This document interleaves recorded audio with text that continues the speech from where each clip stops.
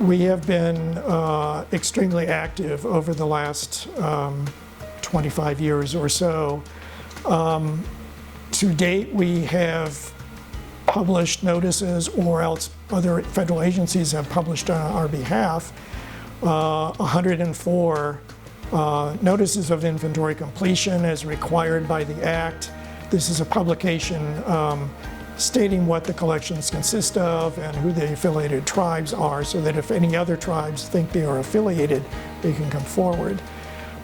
We have completed 68 separate repatriations. These have been received by 17 Native American tribes and 1 foreign government. In terms of numbers, almost 2,300 ancestors' remains have been returned to tribes, and more than 47,000 funerary objects, items that had been placed with the deceased. And then a few hundred objects that are classified as either sacred objects or objects of cultural patrimony.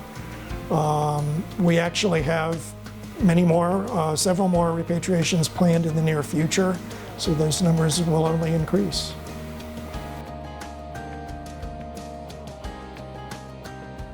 In reality, repatriation probably will never be completely done because there are always new discoveries. There are also private collectors who occasionally come forward. And this is often a case where it is the descendant of a collector who has passed on, and they find in their,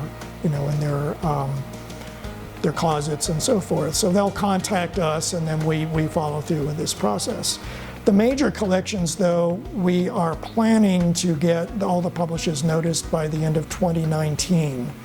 That's the primary requirement, is to provide an inventory to affiliated tribes and to publish these notices. Then it's up to the tribes actually to make the request. So it's possible that we can publish the notice, but that many years or even decades can pass until a tribe is ready to proceed with an actual reburial.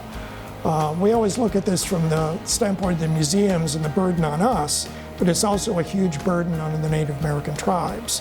And depending on how large their tribe is and what sort of funding they have, they may or may not be able to actually proceed right away with the repatriation. And then there's also the ceremonial and religious considerations that are going to be different for every tribe. And religious practitioners are generally involved in the reburial, and so we have to allow them time to make whatever arrangements they want to do. But in the meantime, we continue to be stewards of the collections, and when a collection is identified as being affiliated with a tribe, we have a special responsibility to care for it and protect for it until such time as they're ready to do a repatriation.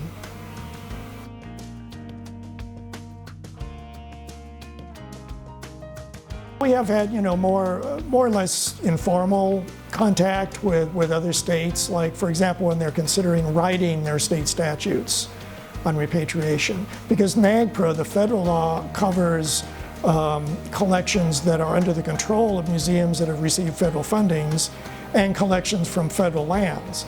But that leaves out the private lands and state lands. So Arizona has a set of laws that cover those discoveries and collections, and other states have similar arrangements, but of course every state is different. So I most recently was contacted by people in Nevada that were trying to come up with revisions to their state statutes, and they were interested in knowing how ours work. We've also been contacted by other museums about how we do our consultations and how is it that things seem to work very smoothly here. And a lot of it, has to do with the history that I made reference to.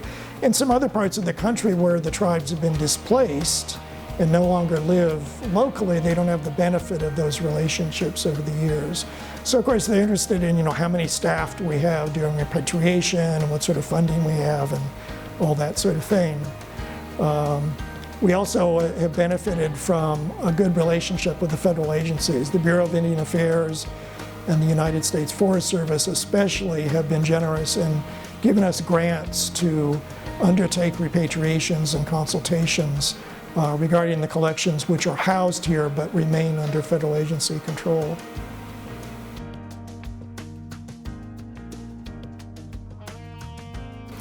Well, we're one of the largest repositories. It has the facilities and the trained staff to deal with collections, which are very of large scope. And a lot of these excavations that were done on tribal land were done by university departments, by permit with the Bureau of Indian Affairs. Back in the 1930s or 40s, the Bureau was happy to issue these permits. Perhaps they did not realize that in doing so, they were taking responsibility for anything that was removed from those sites. Of course, there are other federal regulations that set standards for repositories which hold federal collections. So the Bureau of Indian Affairs doesn't have its own conservation or curation facilities. They generally have them, divided up among a number of regional repositories, of which we are one. So, over the years, they've become aware that they're responsible for the maintenance of those collections. On the other hand, we're responsible for meeting the standards which they set.